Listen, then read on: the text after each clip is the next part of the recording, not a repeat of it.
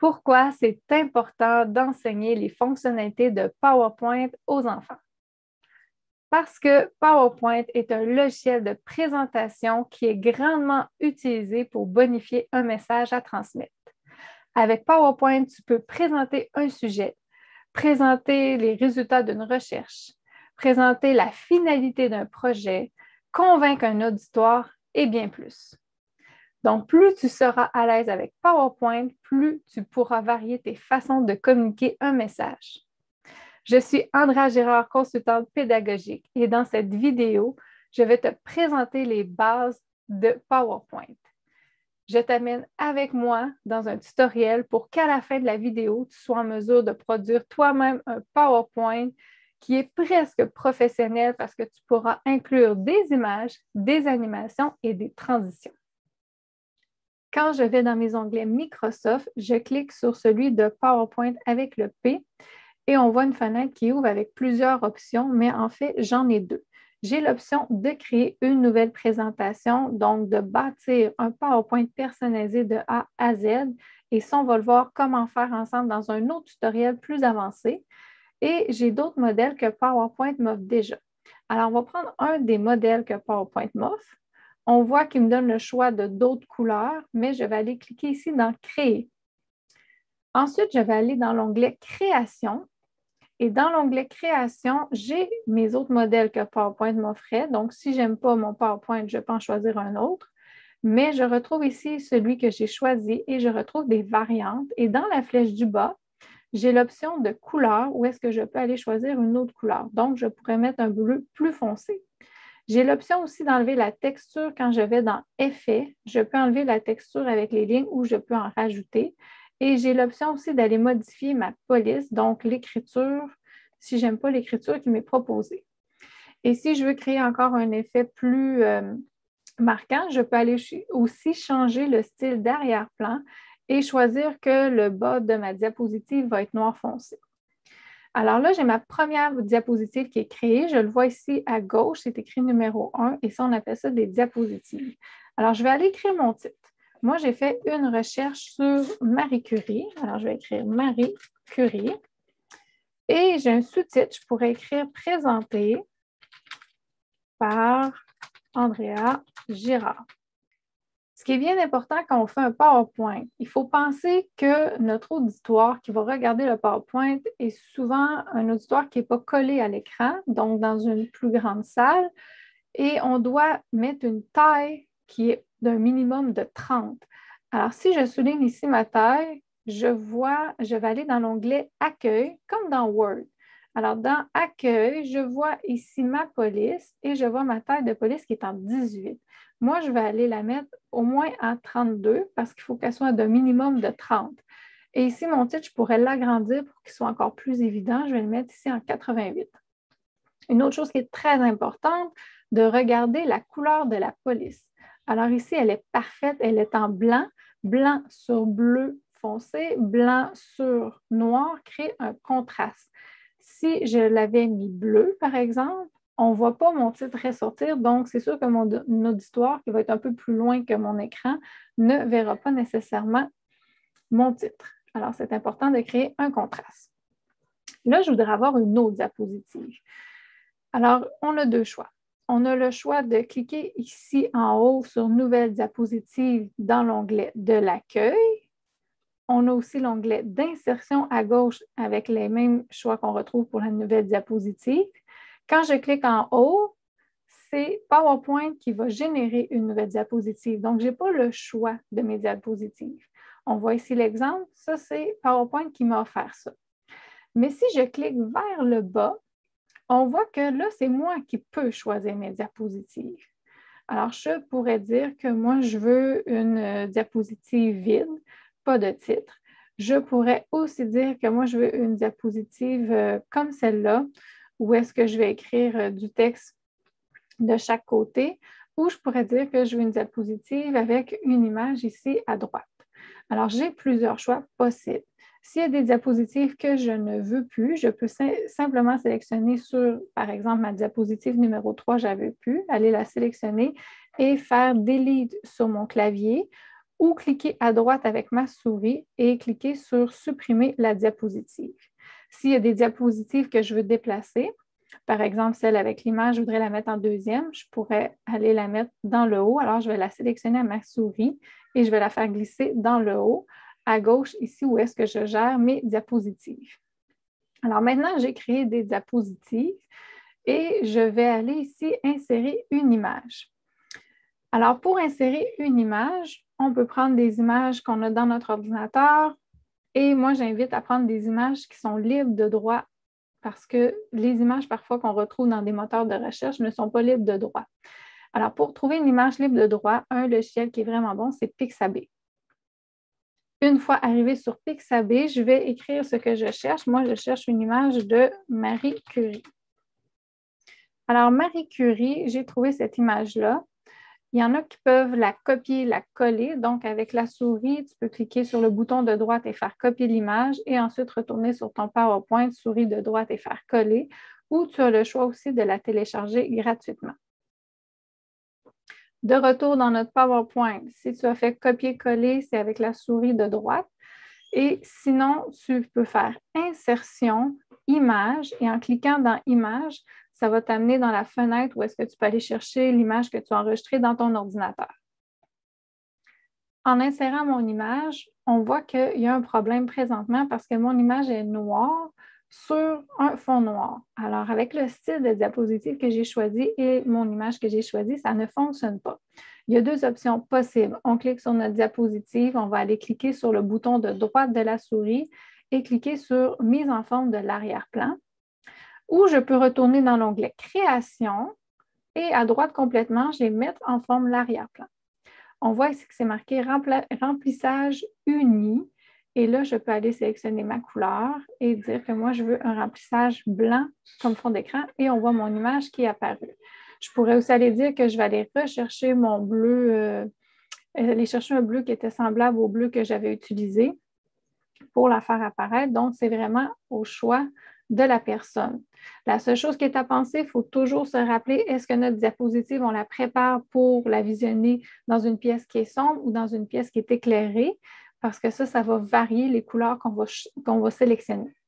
Alors ici, j'ai maintenant mon image de Marie Curie qui est apparue. Je peux la rapetisser si je désire en la sélectionnant, en allant chercher ici mes coins et je peux la repositionner. Là, j'ai un fond d'écran qui est blanc. Alors, lorsque je vais écrire « Image de Marie Curie », on ne voit pas mon texte. Ça ne sort pas très bien. Il faudra penser que mon auditoire ne verra pas non plus mon titre. Alors, je retourne dans mon onglet de l'accueil et je vais aller changer ma couleur ici où est-ce qu'il y a le A et je vais mettre une couleur foncée pour créer un contraste.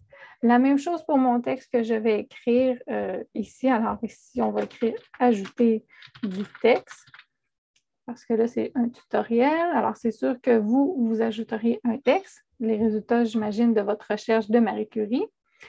Et là, on voit ici ma diapositive qui est créée avec mon texte qui est mis en évidence en étant noir sur du blanc. Point important à se rappeler que j'ai mentionné tantôt, la taille de mon texte. La taille de mon texte est en 12, il faut que ce soit minimum 30, donc je l'agrandis. Et le titre aussi, je dois le mettre plus grand que mon texte, alors je vais le mettre ici en 48 et je peux aller ici sélectionner, on voit ici les points du texte et l'agrandir si je veux avoir mon titre tout sur la même ligne. Alors là, je peux déplacer mon image et voilà, je peux aller le repositionner. Maintenant, je vais aller écrire quelque chose sur ma troisième diapositive. Alors ici, je pourrais dire « Fait sur Marie Curie ». Et on voit ici, j'ai déjà une puce qui est préparée. Donc, je pourrais écrire ici mon premier fait, né 7 novembre 1867.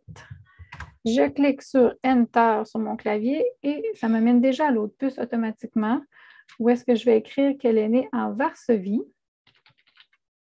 qui est anciennement la Pologne. Et je pourrais écrire qu'elle est physicienne et chimiste. Voilà. Pour des puces, pour un PowerPoint qui soit optimisé, on en met une moyenne de 5. Donc, ça peut être un peu moins, un peu plus, mais on s'en tient autour d'une moyenne de 5. Encore une fois, je dois modifier ma taille parce qu'elle est trop petite. Alors, je vais aller agrandir ma taille de mon texte et ma taille de mon titre. Et là, ici, j'ai ma dernière diapositive que je pourrais ajouter aussi d'autres éléments. Mais là, si je ne la veux plus, je peux la supprimer aussi. Alors là, pour les besoins de la cause, je la supprime. Donc, j'ai 3 diapositives que j'ai créées. Si je veux voir qu'est-ce que ça donne, je vais cliquer sur Diaporama à partir du début. Et là, je vois mon PowerPoint que j'ai créé. C'est un PowerPoint normal, correct, mais j'aimerais ça ajouter un petit peu plus d'effets pour que ce soit un petit peu plus attrayant. Alors déjà, dans les transitions qui étaient un peu plus froides, je pourrais aller ici dans l'onglet Transition. Je dois sélectionner la diapositive que je veux voir apparaître une transition. Parce que si j'ai ma première diapositive de sélectionner et je mets des rideaux, c'est sur ma première diapositive que la transition va apparaître. Alors là, je vais aller sélectionner aucune pour ma première parce que je n'en veux pas. Donc, ma deuxième, j'aimerais ça qu'après avoir vu mon titre Marie Curie, il y ait des rideaux pour que l'image de Marie Curie apparaisse en deuxième. La troisième, je pourrais dire, là, je n'ai pas rien qui m'intéresse là-dedans dans le choix. Je vais aller cliquer sur la flèche du bas et je vois d'autres transitions apparaître. Alors, je pourrais dire que, par exemple, je voudrais choisir celle-là d'automne où est-ce que l'image tombe et l'effet apparaissent. Pour voir qu'est-ce que ça donne mes transitions, je peux cliquer sur Diaporama à partir du début. Et là, maintenant, on voit que mon PowerPoint est beaucoup plus dynamique. On a vu la première transition et maintenant, on voit la deuxième. Si moi, j'aimerais ça qu'il y ait de l'animation en plus des transitions, je dois absolument, même si je clique sur l'onglet Animation, je n'ai aucune animation de disponible, je dois absolument aller sélectionner un texte. Alors, je vais aller sélectionner mon texte Image de Marie Curie et je vais faire apparaître, par exemple, le titre avec une entrée brusque. Et c'est la même chose pour le texte. Je peux aller le sélectionner et dire que j'aimerais ça qu'il y ait des barres aléatoires lorsque le texte apparaît. S'il n'y a rien qui me satisfait, je peux toujours aller cliquer dans le bas Autre. Et là, j'ai maintenant d'autres options qui m'apparaissent pour les animations, des animations d'apparition, des animations d'emphase et des animations de disparition. Alors, on va aller ici avec une animation simple d'apparition. Si je veux voir qu'est-ce que ça donne uniquement pour celle-là, je peux cliquer à droite sur Aperçu. Alors, j'ai vu mes 2 animations. Je pourrais aller aussi sur Diaporama et cliquer sur le choix à partir de la diapositive actuelle. Alors là, maintenant, je verrai ma transition plus l'animation lorsque je clique sur ma souris. Je peux cliquer sur la souris à droite et cliquer sur Arrêter le diaporama pour revenir à mon diaporama. La même chose pour ma dernière diapositive. Si je veux ajouter de l'animation, je sélectionne mon titre. Je vais dans l'onglet Animation. Et celle-là, je pourrais mettre seulement un emphase, donc par exemple une vague qui apparaît lorsque je veux voir mon titre fait sur Marie Curie. Et pour le texte dans le bas, je pourrais dire que lui, il va rebondir. Alors maintenant, on va aller voir qu'est-ce que ça donne le PowerPoint qu'on a créé au complet en cliquant sur Diaporama à partir du début. Alors, j'ai Marie Curie qui est présentée par Andrea Girard. Je clique, j'ai ma transition de rideau. Je clique, j'ai mon titre qui fait une entrée brusque. Je clique, j'ai mon texte qui apparaît avec une animation de barre aléatoire. Je clique, j'ai ma transition avec le panneau qui tombe. Et ensuite, quand je clique, j'ai l'emphase qui est mise sur l'effet sur Marie Curie avec l'emphase, avec l'animation de la vague. Et ensuite, je reclique et j'ai mon texte qui arrive en rebondissant. Et voilà, mon PowerPoint a été créé de façon dynamique. Et avant de fermer ma présentation, très, très important à ne pas oublier est d'aller enregistrer, qui va se faire dans l'onglet Fichier, Enregistrer sous. Parcourir va me permettre d'aller sélectionner à quel endroit dans mon ordinateur je veux l'enregistrer. Moi, je vais le sélectionner sur mes documents. Je donne un titre à mon PowerPoint que j'ai créé et je vérifie bien que c'est le titre Présentation PowerPoint pour être certaine de retrouver mon PowerPoint.